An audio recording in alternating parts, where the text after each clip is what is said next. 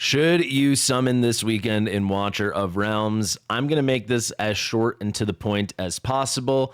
No, you shouldn't. I'm not going to end it right there and just make the whole thing a joke, but that's the answer. I think basically no one should summon unless it's a brand new account or like you're doing the free to play challenge, so you just have to summon. It's not a terrible banner. It's certainly not a good banner. It's below average based on what we've seen recently. And I've got to say, we know the limiteds are always good heroes. Even Falsia wasn't bad, even though she's the worst limited ever. The past three limiteds, though, are insane.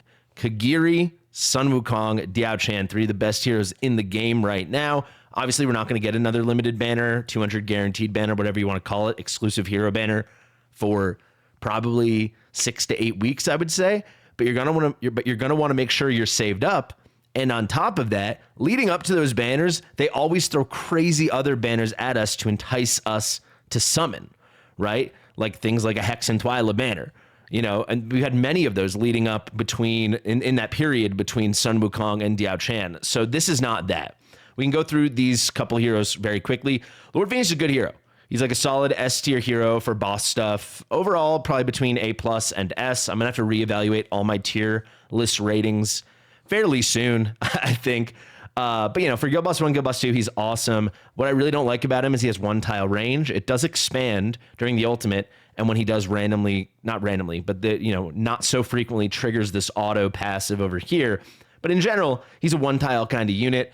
He's really good. He'll help you a ton in like many places very early game.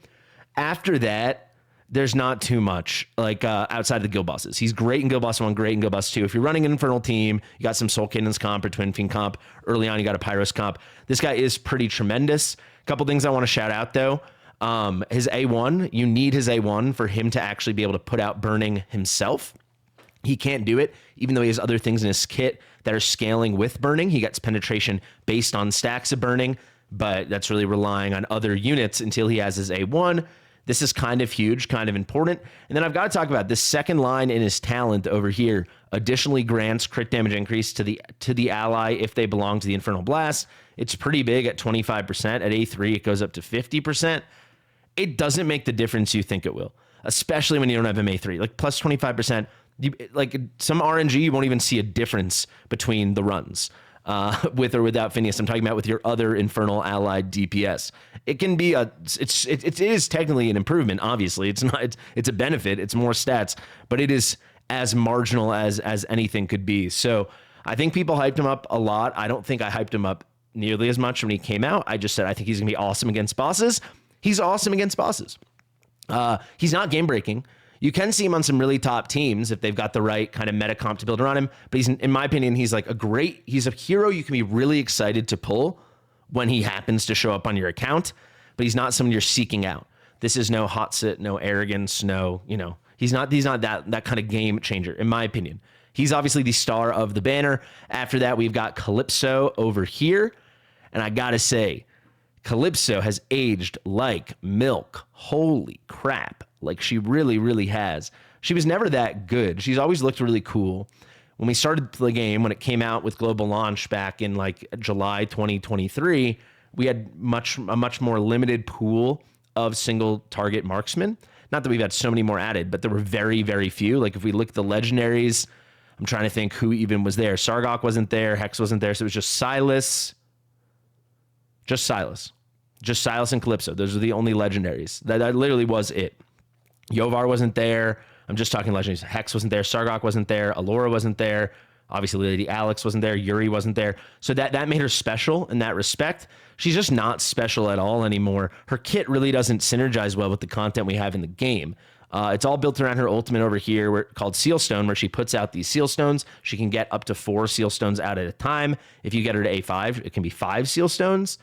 And that's basically it. And they attack along with her. You can do cool stuff, like if she's in an Ichor Chalice, because her damage plus the Seal Stone damage, and there can be many Seal Stones. Those all kind of unique instances of damage, so it's many opportunities to heal up. But, I mean, aside from that, it takes a while, even with the full skill ups here, getting this to 500 cost, it takes a while to get a full 4 or 5 Seal Stones out, depending on if she's A5 or not. It takes a hot minute. And even once they're there, Like, it would be worth it if once they were there, she was doing crazy damage, but she's not. She's doing like pretty fine damage. Like, she's just super, super mediocre. There's no content for her in the game right now. Like, there's none. Like, early mid game, you could use her in Guild Boss if you have like a Yovar team or an Araka team, Guild Boss 1. You could even use her in like your APOC 1 team. But aside from that, I find her basically unusable in Arena. You're never going to see her in GVG defenses, basically, except for like, early mid game kind of new player kind of stuff. Aside from that, her claim to fame was sticks, right? Because she can do, she's got the low attack interval, 2.0 seconds, just like any single target marksman. 2.0 seconds, so it's pretty fast. Her seal stones always attack with her. So deeper in the sticks battle, when you need her, it's her and 4 others, or her and 5 others, again, depending on the awakenings, attacking. Phenomenal for sticks. You can see you can get these extra instances of damage over here with the double hit, the 2-hit combos. So fantastic in 6, but we have so many options in 6 right now. She's been power crept there too. So if you get her, she's a reliable way to get those shields down, get the amount of hits you need in the Sticks Codex boss. But like, when you have a Wukong out there now, or even you have a Yuri, people have Yovar after the banners. I mean, she's just completely out of the meta for Sticks. If you have like a Wukong and a Setram, that's enough, which a lot of people have at this point. So it's not that she isn't viable there. It's not that she isn't viable in the game, but she isn't the best, even close to the best at anything. She's a hero you can be disappointed to pull at this point.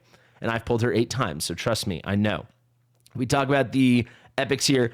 Esme, I don't get why people act like she doesn't suck. She does suck. Poison just isn't good unless your attack is super high, like Araka, and in that case, it's still not even that good. Her attack is super low. She's very bad. You might see old videos before they nerfed Poison where she looks good. They nerfed Poison like 6 days or 7 days after she came out. No good. Cyrene, super, super meta in Arena, particularly in AoE Arena, but you'll get her. You don't seek her out on the banner. And then I think this is where I want to finish. Like I said, it's going to be a short and to the point video. A lot of people, including myself, are going to be really stoked about rocks. And I think I even said it in the rocks video I put out yesterday. I'm probably going to pull 4 or 5 10 pulls, 40, 50 summons on this banner just to get rocks. I regret saying that, and I hope you guys are watching this video now. I think the vast majority of people shouldn't do that. So why do I say that?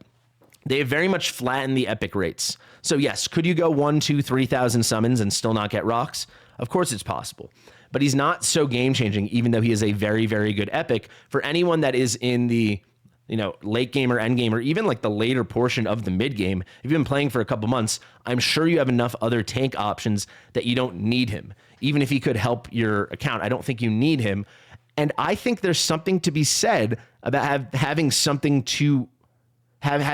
out there to still get excited about. So I don't want to summon on the rocks banner, get him, and then have every epic in the game again, right? Right now, if you go through, this is my main account. The only epic I don't have right now is Philippa, because she's not in the game. This is like a glitch. They glitched her in like a year and a half ago, a little less than a year and a half ago, and they kept her in the gallery, even though they removed her from the summoning pool. So very, very, very few people. I mean, she's got 49 ratings. How did I get her? Stuff like this. It's like she's just not a part of the game. She's not available. I do...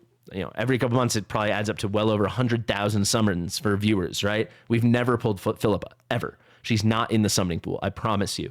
So besides her, I've got everything else. It's going to be kind of fun for me, at least. This is my own personal opinion, to have rocks out there and be on any other banner that's a lot more exciting than this mediocre one, and be like, ooh, rocks. That's like a nice little fun thing to pull. It's like a new epic to get excited about. I hope they keep, every 2 or 4 weeks adding a new epic. That would be really good for the game. That'd be really healthy. However, I don't think you should be summoning on a banner with crappy legendaries. I shouldn't say crappy, but, like a B tier legendary and like an A plus S tier legendary, but ones that are not game changers and you shouldn't be seeking out based on the recent quality of banners we've had, over the past 3 months at this point, because you're excited to get this guy for your collection. You'll get him. If you're going to play the game for a while, you will get him. You will get every epic. It's as simple as that. Free to play, you will get every epic. Unless they start adding them at a much, much faster clip, and that'd be a good problem to have. So basically where I leave you, do whatever you want, but this feels like a week off for almost everybody. Like on my 3 to play, I'm going to pull because we're halfway through the challenge and we have to be pulling basically, in my opinion, or at least unless you have a full, there's still a couple heroes I'm missing. So I think that most people are in that boat, but I think otherwise, unless you're on a really fresh account or a challenge account, I think this is a pretty hard skip. Simple as that. So there you guys go. I've been Fastidious, kind of different tone here, but I just wanted to get straight to the point. Some of you might have tuned out after the first 20 seconds when I said no, and my answer remains no. but I also want to just explain the reasoning in a very blunt way. So if you appreciate this kind of video, let me know in the comments. If you made it to the end of the video, let me know in the comments. Please be sure to subscribe to the channel, share it with your mother. I've been Fastidious, and I'll see you real soon. Bye.